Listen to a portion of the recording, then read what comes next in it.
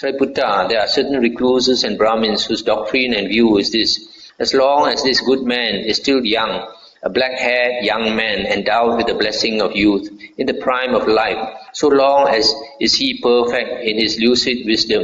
But when this good man is old, aged, burdened with years, advanced in life, and come to the last stage, being 80, 90 or 100 years old, then the lucidity of his wisdom is lost.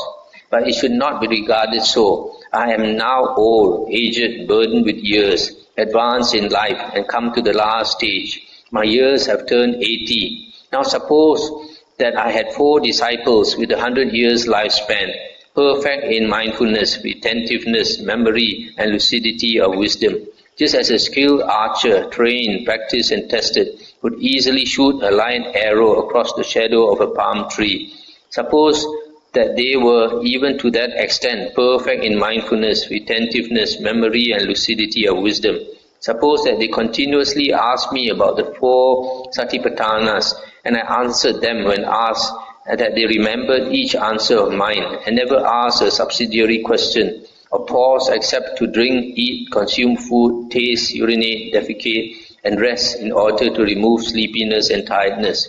Still, the Tathagata's exposition of the Dhamma, his explanations of factors of the Dhamma, and his replies to questions would not yet come to an end.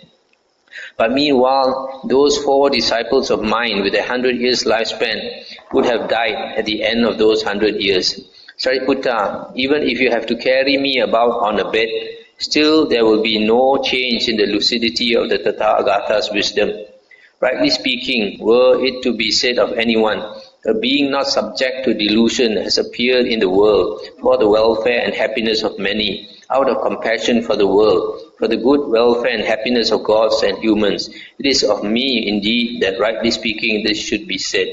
Stop here for a moment. This part is quite important. The Buddha says that don't think that because he is old that his mind has deteriorated. He says his mind has not deteriorated and will never deteriorate.